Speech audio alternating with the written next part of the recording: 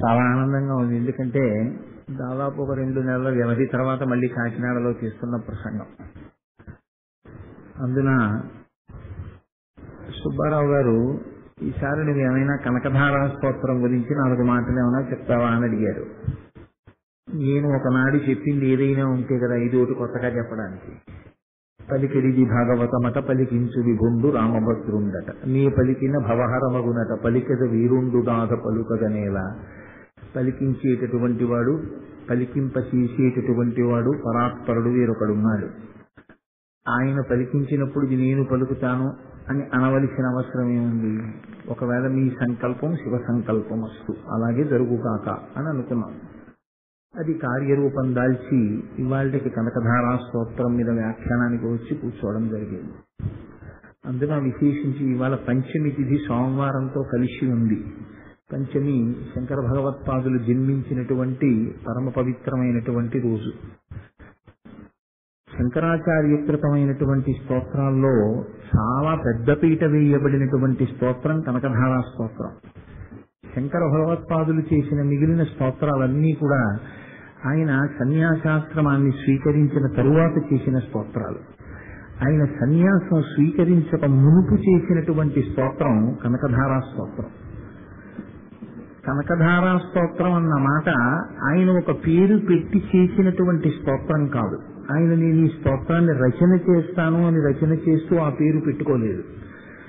ఆయన ఒకానొక పరిస్థితుల్లో అనుకోనటువంటి రీతిలో ఆయన లక్ష్మీదేవిని ప్రార్థన చేశారు. ఆ లక్ష్మీదేవిని ఆయన చేసినటువంటి ప్రార్థనయే కనకధారా స్తోత్రము అన్న పేరుతో లోకంలో ప్రచారం జరిగింది. అయితే మరి కనకధారా స్తోత్రం అన్న మాట శంకరాచార్యుల వారు ఎక్కడైనా వాడారా, లేకపోతే అసలు ఆ స్తోత్రానికి ఇంకెవరైనా ఆ పేరు పెట్టారా అంటే, శంకరులే ఆ స్తోత్రం చేసినప్పుడు మధ్యలో ఒక చోట ఒక మాట అన్నారు. ద్రవిణాంబుధార అన్న మాట వాడారు ఆయన. ద్రవిణము అన్న మాటకి కనకము, హిరణ్యము, బంగారము, స్వర్ణము అని నానార్థాలున్నాయి. కాబట్టి ద్రవిణాంబుధార అన్న మాటని ఆలంబనంగా చేసుకుని దాన్నే కనకధారా స్తోత్రము అని పిలిచారు. అయితే శంకరాచార్యుల వారి యొక్క గొప్పతనం అంతా ఎక్కడుంది అంటే, ఈ స్తోత్రం ఆయన ఏ పరిస్థితుల్లో అసలు చెయ్యవలసి వచ్చింది. ఇది ఒక సౌందర్య లహరిలాగో, లేకపోతే ఆయన చేసిన షట్పదీ స్తోత్రం లాగో, లేకపోతే ఉమామహేశ్వర స్తవంలాగో ఆయన లోకానికి అందించినటువంటిది కాదు. ఇది ఒక చమత్కారమైనటువంటి స్థితిలో జరిగింది. అప్పటికి శంకరులు సన్యసించలేదు.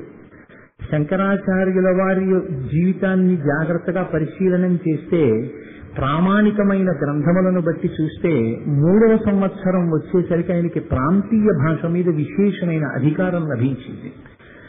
ఆ రాష్ట్రంలో ఏ భాష మాట్లాడబడిందో ఆ భాష మీద ఆయనకి సమగ్రమైనటువంటి పట్టు దొరికింది. 5వ సంవత్సరం వచ్చేటప్పటికీ ఆయన సంస్కృత భాషని బాగా అధ్యయనం చేశారు. సంస్కృత భాషలో మంచి కవనం చెప్పగలిగినటువంటి స్థితి, సంస్కృత భాషలో ఉన్న వాంగ్మయాన్ని చదివి దాని మీద సాధికారికతని పొందగలిగినటువంటి స్థితిని శంకరులు పొందారు. శంకరులు పొందారు అన్న మాట వాడడం కన్నా, ఆయన వచ్చినటువంటి అవతారమే శంభోర్మూర్తి చరతి భువనే శంకరాచార్య రూప. ఎక్కడో వటవృక్షం కింద కూర్చుని ఉన్నటువంటి దక్షిణామూర్తి మౌన వ్యాఖ్య చేస్తే కొంతమందికి మాత్రమే అర్థమవుతుంది. కాబట్టి అందరికీ అర్థమయ్యేటట్టుగా లోకానికి వైదిక ధర్మాన్ని ప్రకాశింపచేయడం కోసమని ఈ భూమి మీద అవతరించి ఎవరు కదలకుండా ఒక చెట్టు కింద కూర్చున్నాడో ఆయనే కదిలి భారతదేశమంతటా 4 చెరగుల పాదచారి అయి తిరిగి ఆసేతు హిమాచలంలో 72 అవైదికమైనటువంటి వాదనలను ఖండించి అద్వైత సిద్ధాంత వ్యాప్తి చేసినటువంటి మహాపురుషుడు శంకర భగవత్పాదుడు. కాబట్టి ఆ వచ్చినటువంటి అవతారమే సాక్షాత్తు శంభుమూర్తిది, అపరశంకరులు.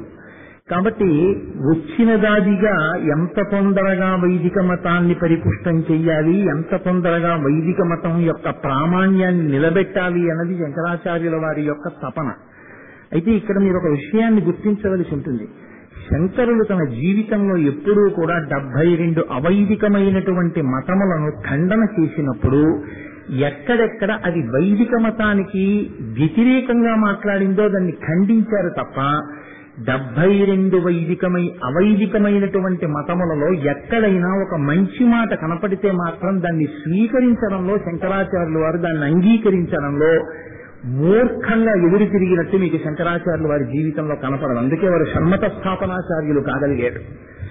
అంతటి మహాపురుషుడు శంకర భగవత్పాదులంటే ఆ సంకుచితత్వమే శంకరాచార్యుల వారికి ఉండి ఉంటే ఆయన షణ్మత స్థాపకులు కాలేరు. అంతటి విశాల హృదయుడు ఆయన. 5వ సంవత్సరానికే సంస్కృత భాష మీద పట్టు సంపాదించి ఉంటే ఇప్పుడు ఒక గమ్మత్తు జరిగింది. ఆయన ఒకానొకప్పుడు భిక్షాటన కోసమని బయలుదేరారు. భిక్షాటన కోసం బయలుదేరారు అంటే 2 కారణాలు ఉండాలి. ఒకటి, ఇంట్లో దరిద్రమైన ఉండాలి. ఇంట్లో తన యొక్క పొట్ట పోషించుకోవడానికి అవసరమైన స్థితి లేకపోతే బయలుదేరాలి. అందున వైదిక ధర్మం నిలబెట్టడానికి వచ్చినటువంటి శంకరాచార్యుల వారు ఒంటి మీద యజ్ఞోపవీతం లేకుండా వీరొక ఇంటి ముందుకెళ్లి భవతి భిక్షాం దేహి అనడం కుదరదు. ఎందుకంటే యజ్ఞోపవీతం తండ్రి వేస్తే తప్ప బ్రహ్మచర్యం సిద్ధించదు, ఉపనయనం అవ్వదు. ఉపనయనం అయితే తప్ప వెళ్లి భిక్షాం దేహి అని ఒక ఇంటి ముందు నిలబడడం కుదరదు. కాబట్టి ఇప్పుడు ఒకవేళ కొడుకుని పోషించలేకపోతే అలా భవతి భిక్షాం దేహి అని వెళ్ళవలసిన వారు ఎవరంటే ఉంచే వృత్తిలో తండ్రి వెళ్ళాలి. కానీ శంకరాచార్యుల వారే ఒక బ్రాహ్మణి ఇంటి ముందుకు వెళ్లి నిలబడ్డారు అని మనకు మాధవీయ శంకర విజయం చెప్తోంది. కాబట్టి శంకరులు భిక్షాటనకి వెళ్లారు అంటే శంకరాచార్యుల వారికి ఉపనయనం అయిపోయి ఉండాలి. శంకరాచార్యుల వారికి ఉపనయనం అయితే తప్ప వేద విద్యాభ్యాసం కోసమని చెప్పి గురువు దగ్గరికి వెళ్ళడానికి వీల్లేదు. ఉపనయనము అన్న మాటకు అర్థం ఏమిటి అంటే వేదం నేర్చుకోవడానికి గురువు గారి దగ్గరికి పంపించడం.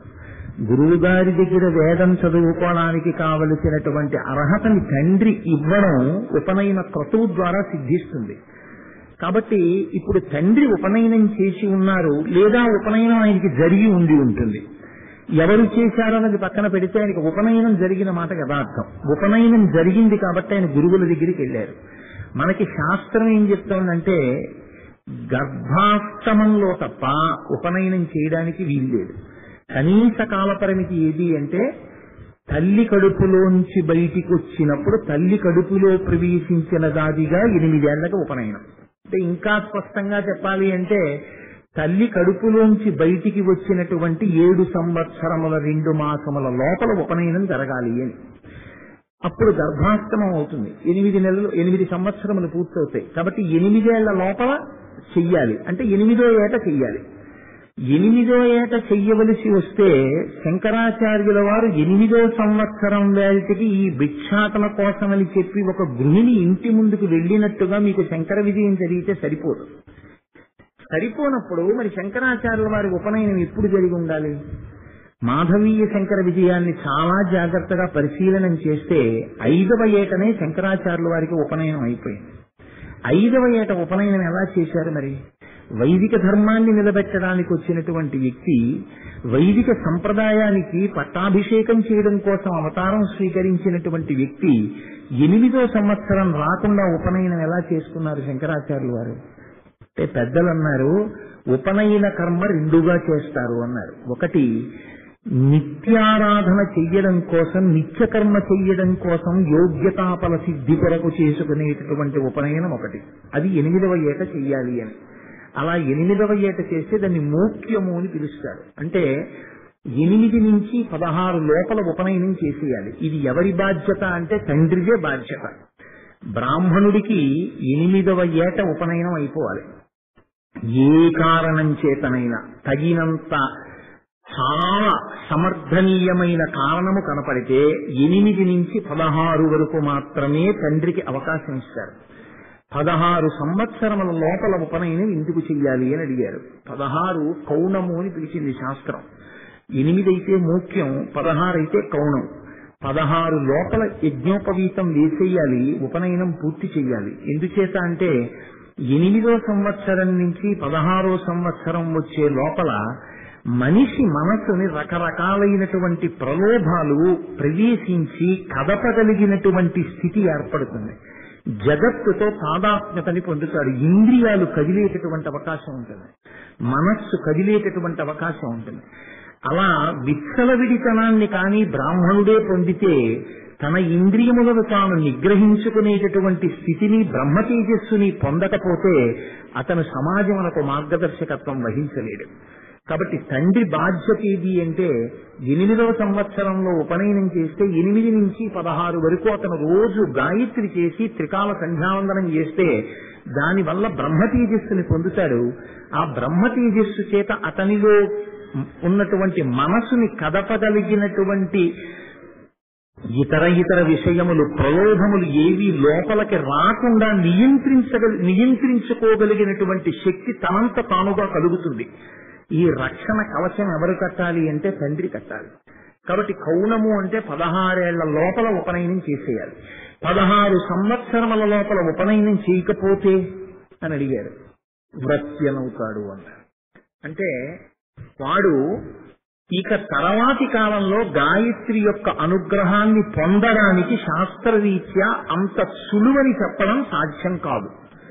జన్మజన్మాంతర సుకృతంగా అమ్మవారి అనుగ్రహం ఉండి ఆ శరీరాన్ని ఆ మనస్సుని ముందు నుంచి పట్టి ఉన్నటువంటి విషయాల గురించి ఎప్పుడూ సామాన్యంగా ప్రస్తావన చేయడం కుదరదు. అవి మినహాయింపులు, అవి ఎప్పుడూ ఉంటాయి.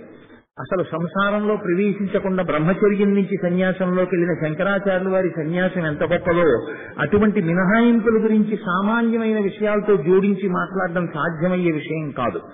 కాబట్టి 16 లోపల ఎట్టి పరిస్థితుల్లో ఉపనయనం అవ్వాలి. కాబట్టి ఇప్పుడు శంకరాచార్యుల వారికి 8వ ఏడు రాకముందు 5వ సంవత్సరంలోనే ఉపనయనం అయిపోయింది అంటే అది నిత్య కర్మానుష్ఠాన యోగ్యతా సిద్ధి కొరకు చేసినటువంటి ఉపనయనము కాదు. ఆ ఉపనయనాన్ని శాస్త్రంలో కామ్యోపనయనము అని పిలుస్తారు.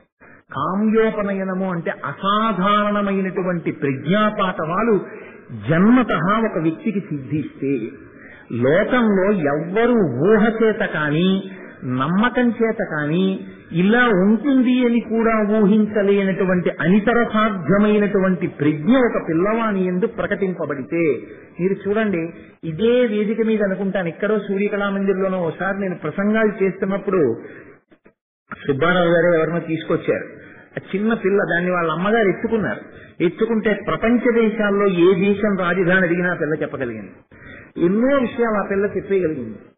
కొంతమంది 14 సంఖ్యలు 15 సంఖ్యల్ని 6 సంఖ్యలతో గుణించమంటే కాగితం కలం లేకుండా క్షణాల మీద చెప్తారు. ఇది ఎక్కడది ఈ ప్రతిభ అంటే ఎక్కడో కొన్ని జన్మల సంస్కార బలం ఉండిపోయింది ఆ జీవుడికి. అది అసాధారణ ప్రతిభా వ్యుత్పత్తులు. వాటిని మీరు సామాన్యమైనటువంటి వాటిగా చెప్పడం కుదరదు. ఒక జ్ఞాన సంబంధర్కి కలిగినటువంటి ప్రతిభ ఎటువంటిదో ఒక శంకర భగవత్పాదులకు కలిగినటువంటి ప్రతిభ అటువంటిది. ఆయన అవతార పురుషుడు. కాబట్టి ఇప్పుడు 8వ ఏడు వచ్చే వరకు ఆయనకి ఉపనయనం చెయ్యకుండా ఆపేస్తే ఆయనకు ఒక పెద్ద ఇబ్బంది ఒకటి వస్తుంది. ఏమొస్తుంది అంటే 5వ సంవత్సరానికి ఆయనకి సంస్కృత భాష మీద అధికారం వచ్చింది. ఇప్పుడు 3 సంవత్సరముల పాటు సాంగోపాంగంగా వేదం నేర్చుకోవడానికి ఆయనకు అవకాశం లేదు. ఉపనయనం అయితే తప్ప గురువుగారి దగ్గరికి వెళ్ళి వేదం చదవకూడదు. కాబట్టి 3 సంవత్సరముల పాటు పిల్లవాడికి తనంత తానుగా ప్రతిభ ఉన్నప్పటికీ ఆ పిల్లవాడు వేదం చదువుకోవడానికి అవకాశం లేని రీతిలో నిగ్రహించవలసినటువంటి స్థితి ఏర్పడుతుంది. కాబట్టి కామ్యోపనయనము అని ఇటువంటి అసాధారణ ప్రతిభా వ్యుత్పత్తులున్నటువంటి పిల్లలకి అంతకన్నా ముందు ఉపనయనం చెయ్యవచ్చు అని శాస్త్రంలో ఒక మర్యాద ఉంది. అది దేని కొరకు అంటే అంత కారణజన్ముడిగా జన్మించినటువంటి పిల్లవాడు వేదాన్ని సాంగోపాంగంగా చదువుకోవడానికి ఆలస్యం చేయడానికి వీలు కాకూడదు కాబట్టి, ఆలస్యం చెయ్యకూడదు కాబట్టి. శాస్త్రం ఉన్నది ఎందుకు అంటే బహుముఖములుగా మీరు సంతోషాన్ని పొందడానికి, ఏదో ఒక రకంగా ఈశ్వరుణ్ణి చేరుకోవడానికి, మిమ్మల్ని మీరు ఉద్ధరించుకోవడానికే తప్ప భగవన్మార్గమునందు ప్రతిబంధకంగా వచ్చి నిలబడడం ఎప్పుడూ శాస్త్రం యొక్క మర్యాద కాదు. కాబట్టి ఇప్పుడు 5వ సంవత్సరంలోనే శంకరాచార్యుల వారికి జరిగినటువంటి ఉపనయనం కామ్యోపనయనం. కాబట్టి ఇప్పుడు 5వ సంవత్సరంలోనే ఆయన గురుకులానికి వెళ్ళిపోయారు. వెళ్ళిపోయి అక్కడ వేదం చదువుకుంటున్నారు. వేదం చదువుకుంటున్నటువంటి విద్యార్థిగా ఉన్న పిల్లవాడికి ఒక నియమం ఉంటుంది. అంతేవాసి అని పిలుస్తారు. అంతేవాసి అంటే గురువు గారి మనస్సులో శిష్యుడు ఉండాలి, శిష్యుడి మనస్సులో గురువు గారు ఉండాలి. ఇది అంతేవాసిత్వం. గురు శిష్యులు బాహ్యంలో పైకి ఇద్దరుగా కనపడతారు, కానీ ఎప్పుడూ గురువు గారి మనస్సులో శిష్యుడి గురించి ఆరాటం ఉంటుంది. శిష్యుడి మనస్సులో ఎప్పుడూ గురువు గారు చెప్పినటువంటి పని చెయ్యాలి, గురువు గారి అనుగ్రహాన్ని పొందాలనేటటువంటి ఆతృత ఉంటుంది. ఒకరి యందు ఒకరు ప్రవేశించి జీవించగలిగితే అంతేవాసిత్వం అంటారు. ఈ అంతేవాసిత్వం రావడం కోసమని గురుకులానికి పంపించి గురుపత్ని చేతి అన్నం తినిపిస్తారు. ఏ అమ్మ ఆ బిడ్డలకి అన్నం పెడితే చాలా గొప్ప విషయమే, అమ్మ చేతి అన్నం అమృతమే. కానీ ఒక్క ఇబ్బంది ఉంటుంది. 6 పిల్లల్ని తన పిల్లడితో కలిపి ఇంకొక 5 పిల్లల్ని తెచ్చి ఒక అమ్మని అన్నం పెట్టమంటే ఎంత కాదన్నా తన పిల్లడికి పెట్టేటటువంటి విధానంలో ఉన్నంత ఔదార్యం మిగిలిన 5 పట్ల చూపించగలదా అంటే మనం చెప్పలేం. ఉన్న పరిమితమైన పదార్థాన్ని తన పిల్లడితో పాటు ఇంకొక 5 పిల్లలకి పంచి ఇమ్మంటే ఆ తల్లి అందరికీ సమానంగా పెట్టగలదు అని చెప్పడం కష్టమే అన్నారు. కాబట్టి గురుపత్నికి అలా ఉండదు. గురుపత్ని శిష్యులందరికీ తల్లి. భిక్ష చేసి తీసుకొచ్చిన పదార్థాన్ని అందరినీ తన బిడ్డలుగా భావించి సమానంగా పంచిపెడుతుంది. కాబట్టి తల్లిదండ్రుల దగ్గర బిడ్డలు ఎలా పెరుగుతారో అలాగే గురుకుల వాసంలో ఉండేటటువంటి విద్యార్థులందరూ పెరుగుతారు. అహంకారం పోవడం కోసమని భిక్షాటన చేసి బ్రహ్మచారి అయినటువంటి శిష్యుడు అన్నాన్ని తీసుకొస్తే ఆ అన్నాన్ని గురుకులంలో ఆ ఉన్నటువంటి గురువు గురుపత్ని విద్యార్థులందరికీ పంచి ఇస్తారు. కాబట్టి శంకరాచార్యుల వారు కూడా ఉపనయనం అయిపోయి వేదాభ్యాసం చేస్తున్నారు కాబట్టి ఆయన కూడా భిక్షాటనానికి వెళ్ళారు. వెళ్ళినప్పుడు కాకతాళీయంగా ఆయన వెళ్ళినటువంటి రోజు ద్వాదశి తిథి. ద్వాదశి పాలనకి సంబంధించిన తిథి. ప్రతిరోజు వెడతారు, కానీ కనకధారా స్తవం చేసినటువంటి రోజు ద్వాదశి. ఏకాదశి నాడు ఉపవాసం ఎంత గొప్పదో ద్వాదశి నాడు అంత తొందరగా పాలన చేయడం అంత గొప్పది. రోజు 1 గంటకి తినేవాడు 1 గంటకు భోజనం చెయ్యాలని లేదు. సూర్యోదయం అయిపోగానే ఎంత తొందరగా ఉపవాస దీక్ష విరమణ చేస్తే అంత మంచిది ద్వాదశి నాడు. కాబట్టి ఇప్పుడు ద్వాదశి నాడు భిక్ష కోసమని ఆయన ఒక బ్రాహ్మణుడి ఇంటి ముందుకు వెళ్ళారు. ఇంటి ముందుకెళ్ళి నిలబడ్డారు. ఇది గమ్మత్తు ఏమిటంటే శంకరాచార్యుల వారు నిజంగా భిక్షాటనానికి వెళ్ళారా, శంకరాచార్యుల వారు ఆ బ్రాహ్మణ కుటుంబానికి సమస్త జాతికి అనుగ్రహ భిక్ష పెట్టడానికి వెళ్ళారా? పైకి శంకరులు బాలశంకరులుగా బ్రహ్మచారిగా భిక్ష కోసం వెళ్ళినట్టు కనపడుతుంది. కారణజన్ములైన శంకరులు ఈ జాతి మొత్తానికి ఒక అనుగ్రహ భిక్ష పెట్టాలనుకున్నారు. ఆయన బ్రహ్మచారిగా చేస్తున్న స్తోత్రం ఆయన నోటి వెంట రాబోతోంది. కాబట్టి ఇప్పుడు ఆయన ఒక బ్రాహ్మణిని అడ్డు పెట్టారు. శంకరుల జీవితంలో ఇలాంటి చమత్కారంతో కూడిన సన్నివేశాలు ఉన్నాయి. కాశీపట్టణంలో దుక్రుంకరణి సూత్రములను వల్లివేస్తున్న ఒక బ్రాహ్మణుణ్ణి అడ్డుపెట్టి ఆయన మోహముద్గరాన్ని ఇచ్చారు, భజగోవిందాన్ని. అలా ఇవాళ ఒక దరిద్రుడైనటువంటి బ్రాహ్మణుడి ఇంటి ముందుకెళ్లి నిలబడ్డారు. ఆ సమయంలో ఇంటి యజమాని లేడు. ఎందుకంటే ఆ కుటుంబం ఉంచవృత్తిలో ఉంది అని రాశారు పెద్దలు. ఉంచవృత్తి అంటే గురుకులంలో ఉండి కులపతిగా ఉండి లేదా తాను ఒక గురువుగా ఉండి తన దగ్గర ఉన్నటువంటి విద్యార్థులందరికీ సాహిత్యము మంత్రము కాకుండా సంగీతము కానీ సామవేదం లాంటి పాఠం కానీ చెప్పేటటువంటి గురువు మధ్యాహ్న వేళలో తన శిష్యులతో కలిసి కొన్ని వీధులలోకి వెళ్లి భిక్షాటనం చేస్తారు. అది కూడా ఉంచవృత్తిలో అంతర్భాగం. త్యాగరాజస్వామిలా వెళ్లేవారు కాదు. బ్రాహ్మణ కుటుంబాల్లో పూర్వం ఒక మర్యాద ఉండేది. తన జీవితాన్ని తాను పోషించుకోవడానికి ఏ సమర్థత లేకుండా ఉండిపోయిన బ్రాహ్మణులు ఉండిపోతే అటువంటి వారు బతకడం కోసమని రైతు తాను పండించినటువంటి పంటని అంతటినీ కూడా ఇంటికి తీసుకెళ్లకుండా మట్టిలో పడిపోయినటువంటి ధాన్యాన్ని వదిలిపెట్టి వెళ్లిపోయేవారు. అలా మట్టిలో పడి ఉండిపోయినటువంటి ధాన్యాన్ని ఏరి తెచ్చుకుని వండుకునేటటువంటి లక్షణం ఉన్నటువంటి బ్రాహ్మణుల్ని ఉంచవృత్తిలో ఉన్న బ్రాహ్మణులు అని పిలిచారు.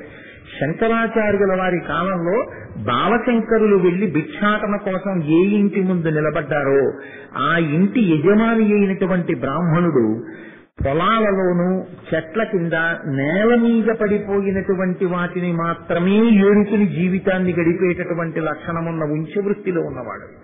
అందుకే ఆయన చెట్టుకి కాసింది కూడా కోసి తెచ్చి ఇంట్లో పెట్టినట్టు లేదు. చెట్టు నుంచి కింద ఏది పడిందో దాన్ని మాత్రమే తెచ్చుకునేవాడు.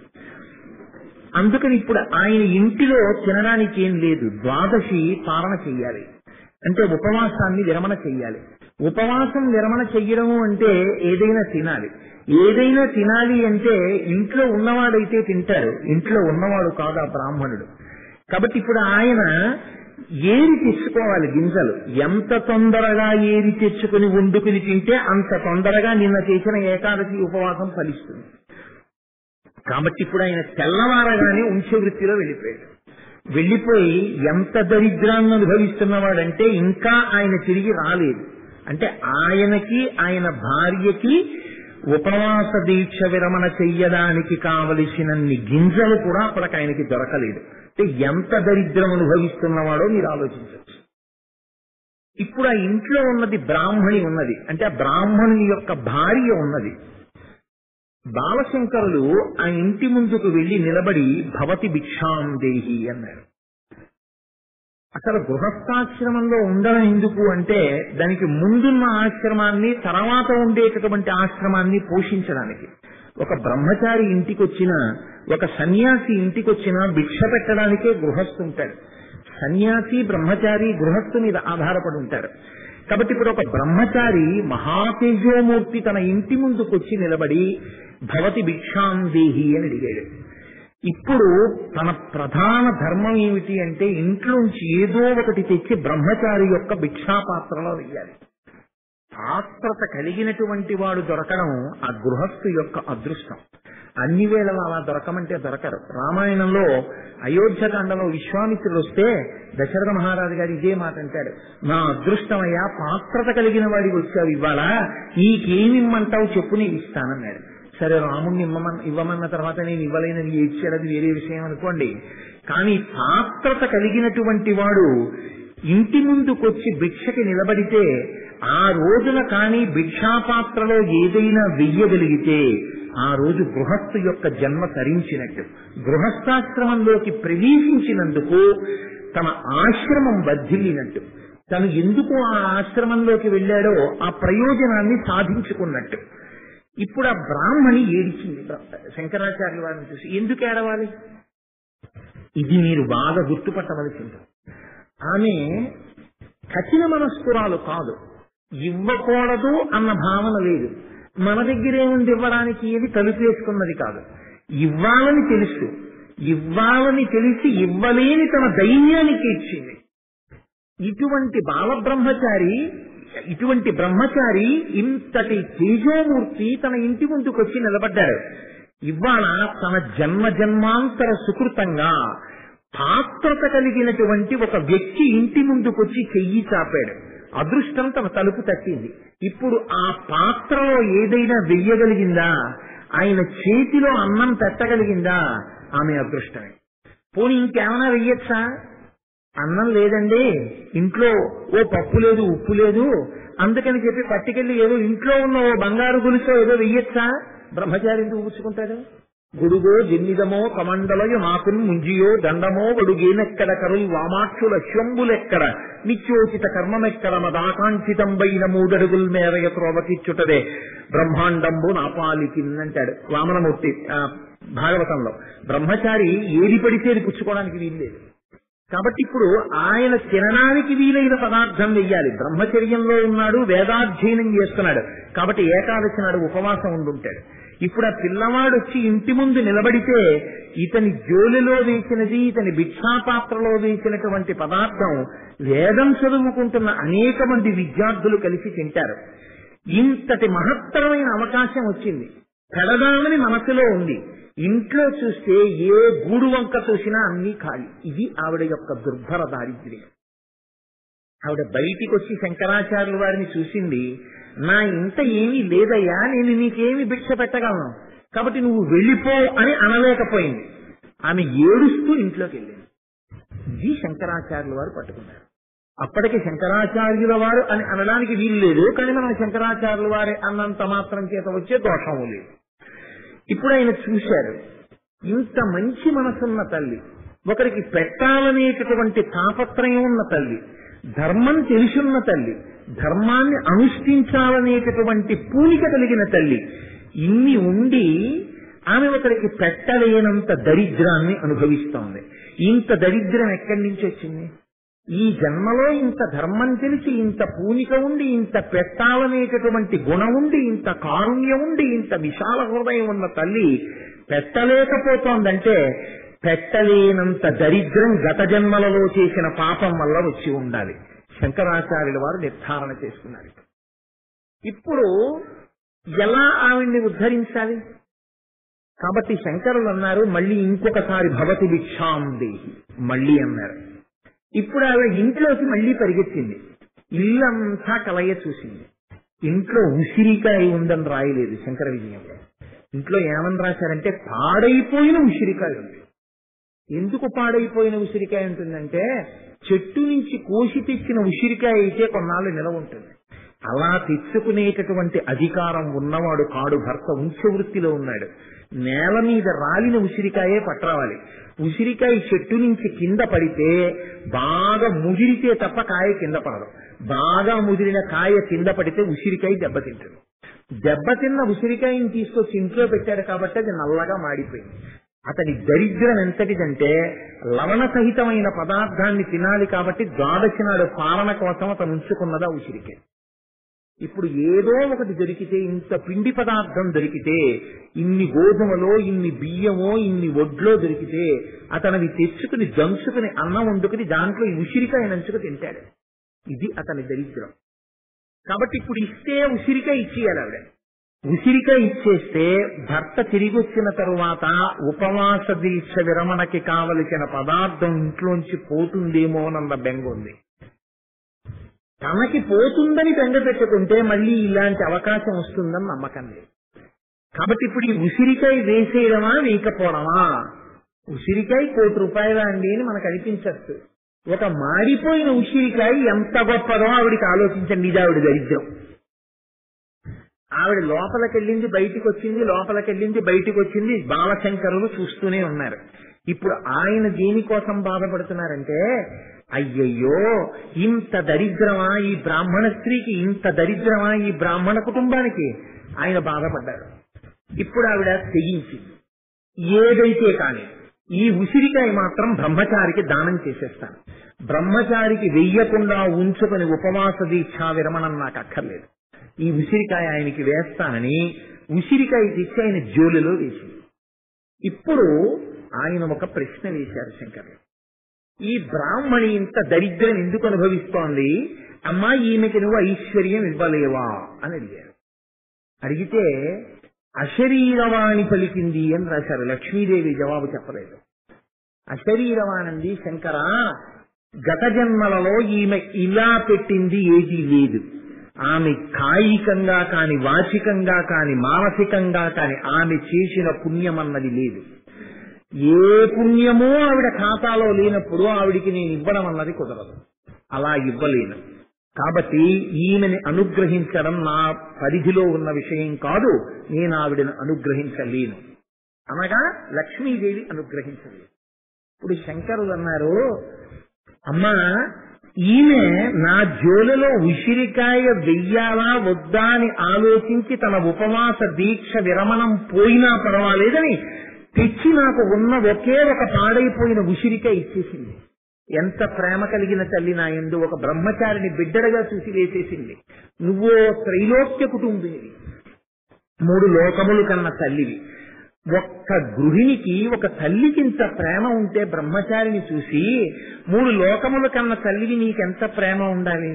అమ్మా నువ్వు ఇవ్వాలనుకుంటే ఈమె నా చేతిలో వేసిన ఉసిరికాయ యొక్క పుణ్యాన్ని అడ్డుపెట్టి ఆవిడ పాపం తీసి నువ్వు అనుగ్రహించలేవా అని అడిగారు.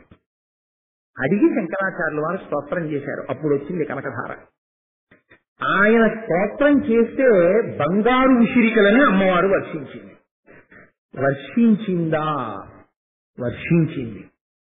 అది లోకంలో నిరూపణమై ఉన్నది.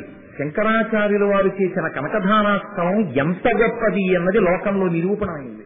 ఎక్కడైందో తెలుసా అండి? కనకధార శంకరాచార్యుల వారు మాత్రమే చేశారని మీరు అనుకోకండి. అమ్మవారు అనుగ్రహించి బంగారు వృష్టి కురిపించినటువంటి సందర్భాలు మనకి వాంగ్మయంలో చరిత్రలో అనేక ఉన్నాయి. మనకి మూకశంకరులు మూక పంచశతి అని 5 శతకాలు చేశారు. 5 శతకాల్లో స్తుతి శతకము అని ఒక శతకం ఉంది. అందులో ఆయన ఒక మాట అంటారు, అమ్మా కుండీరాఖ్యే మహతి విషయే స్వర్ణ వృష్టి ప్రదాత్రీం అని ఒక పాదాన్ని రచన చేశారు ఆయన ఒక శ్లోకంలో. ఆయన తొండమండలంలో పుట్టారు, తమిళనాడులో. తుండీరాఖ్య అని పిలిచేవారు, తుండీర దేశం అని. ఇప్పుడు దాన్ని తొండమండలం అంటున్నారు. అక్కడ ఒకానొకప్పుడు కరువు కాటకాలతో ఆ ప్రాంతం అంతా తల్లడిల్లిపోతుంటే కంచిలో ఉన్నటువంటి కామాక్షి అమ్మవారిని అక్కడ ఉన్నటువంటి భక్తులందరూ వెళ్లి సేవించి ప్రార్థన చేశారు. కన్నుల నీరు పెట్టుకుని కామాక్షి అమ్మవారిని వేడుకుంటే ఆ తల్లి వాళ్ళ బాధ చూడలేక తొండమండలం అంతా బంగారు కాసులు వర్షించింది. అమ్మవారి అనుగ్రహంతో బంగారు కాసులు వర్షింపబడిన తొండమండలములకు చెందిన వాళ్ళను నేను అని అతిశయంతో అని చెప్పుకున్నారు మూకశంకరులు స్తుతి శతకంలో. కాబట్టి అమ్మవారు కురిపించిందా లేదా? మూకశంకరులు నిర్ధారణ చేశారు కురిపించింది అని. అలాగే